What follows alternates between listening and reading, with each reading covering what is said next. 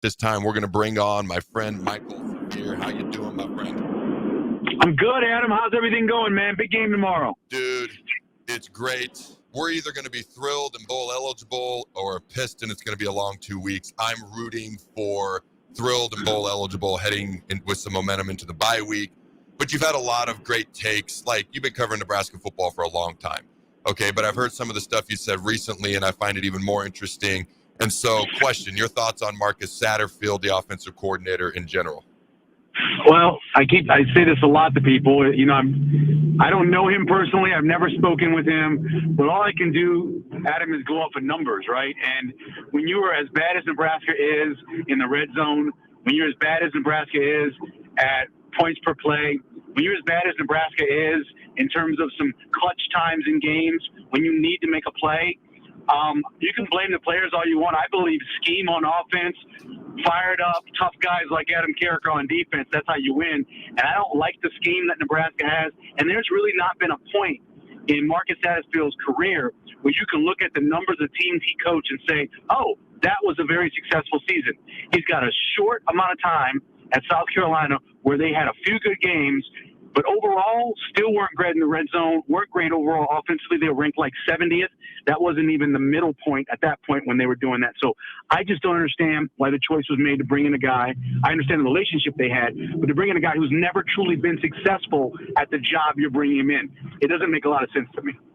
So I'm curious, talking schematically, what do you see that you're not so crazy about? What do you would your thoughts be? Maybe they could do something different to be more effective in the red zone and in general on offense. Well, you know the key to the red zone. It's being able to run the ball with success. You have to be a successful rush team when you get inside the low red zone. Pin in. You have to be. Nebraska hasn't been consistently good at running the ball. But let's get into the issue that people talk about so much. And they talk a lot about the perimeter blocking when we're trying to run the ball. They talk a lot about what's going on out there. My issue is you got a couple of big wide receivers. You want to get them open. It's not hard. Watch any level of football now. You put them in bunch. You put a 3-person bunch there. You know you can't man then because you'll pick yourself if you try to do that. You force that side of the field to at least be in zone. If that's not good enough to release a Banks or Nair, you put them in motion.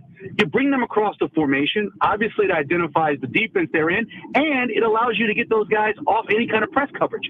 We don't see enough of that. I don't understand why we don't see more of that, and especially when you're at goal line. The hardest thing for defenses to stop currently in the NFL, in college, is bunch sets in the goal line. Now, you got to have a quarterback you're confident in throwing the ball. I believe they have that. But you put those guys in bunch and you're having free releases, it's so hard for the defense to be able to figure it out. I don't see enough of that. I just don't see enough true creativity. And then he pulls out a really cool 2-point play on the shovel pass to Borkacher.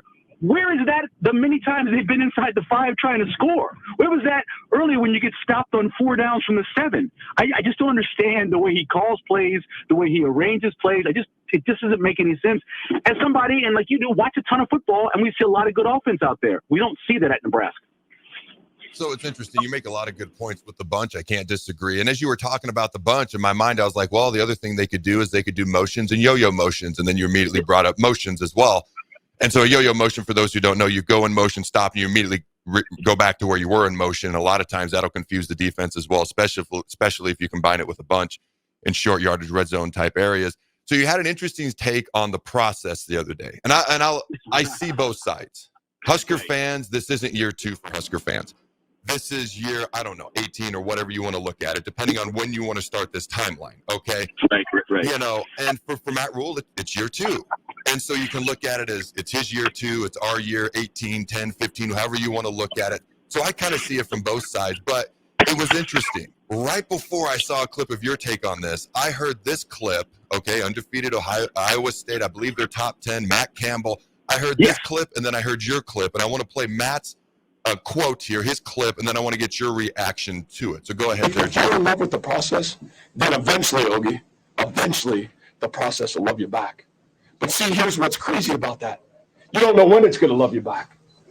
Okay? All you have to do is you got to be prepared for your opportunity when it's ready to love you back.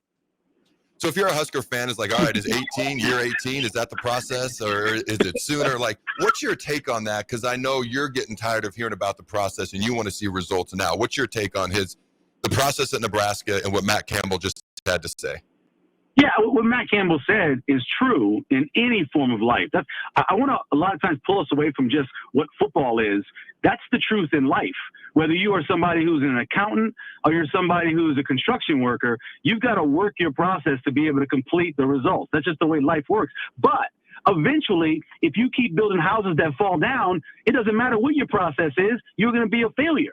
The same is true in football. We've gotten to a point now where we talk, and we've been talking a lot about the process, which I completely understand it, and I understand why it's necessary, and it was great for Nick Saban, and it was great for Tom Osborne. But if those two gentlemen would have never won, you would have never heard about their process.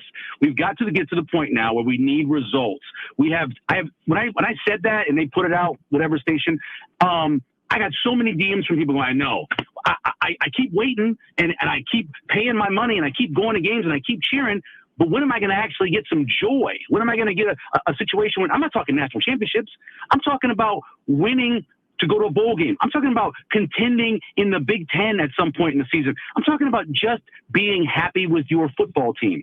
The process is wonderful. I'm sorry, Matt Rule, it's only your second year. I really am. I wish you would have been hired when Coach Riley was hired, because back then, I think it would have been fine talking about it the way he is. Now people just want to see winning. People just want to see progress. And you know what they really want to see? Good offense. And what we haven't seen is good offense, and that goes back to the guy he hired as offensive coordinator. All right, so we got 4 games left. Yeah. Talking about competing now. Obviously, we win Saturday. We're bowl eligible. That takes care of bowl eligibility. But these last 4 games, in your mind, as far as having success now and what would be acceptable, how many of these games do they need to win? Let me first say that they can win them all. They really can. Mm-hmm. They're good enough to do that. When they're playing at their best, the way they played last Saturday, they could win them all. There's no doubt in my mind. But, I mean, the most obvious are the home games. You beat UCLA, a team that, my God, you are so matched up for this team. You know, everything that Nebraska does well, they don't do well. The things that Nebraska may struggle at, they don't. They can't run the ball. Nebraska doesn't worry about stopping the run. They run the ball for 2.75 yards a carry. And then when it comes to Wisconsin, I don't know how much I believe in Wisconsin. They've gotten better playing the bottom of the Big Ten. Does that mean they're a good team? I really don't know. So the 2 home games are the ones that make the most sense. If they walk out of here at 7-5, I think most of us will go, that's a successful season. You don't want to lose to Iowa. I understand that. But if they go 7-5, I think that's pretty successful. Yeah, I'd agree with that. And it's interesting. I don't know if I've ever shared this on air, and then I want to get your final score prediction for tomorrow versus UCLA. Yeah. But you used to do a show years ago. I apologize, the name escapes me, but you had me come on one day and do it was a 4-hour show in Omaha, and I came on for the first hour or 2, and it started at 8. And I was like, I got there at 6:30 or 7, and you'd been there. I was like, what time did you get here? And you're like, I got here at 4. I'm like, is that when you get here every day? You got there at 4 a.m. every day and in 4 hours of prep for a 4-hour show every day. So I've never forgotten that. You're the consummate professional. All right, my man, what is your score prediction, Nebraska, UCLA, for tomorrow? Computer-wise, My little formula I have, I think Nebraska wins by 14 points. I just kind of add in the struggles Nebraska has in the red zone. I'm going 27-16 for Nebraska. It's a double-digit win, kind of where the line originally opened at 10.5. I think Nebraska gets out early. They hit some deep balls against this porous defense. You contain their running game. You make Ethan Garbers beat you. He turns the ball over a lot. I think Nebraska can take the ball away. I got 27-16. I'd be pretty happy with that. I appreciate you taking the time to join me, Michael. Thank you. No problem. Thanks, Adam.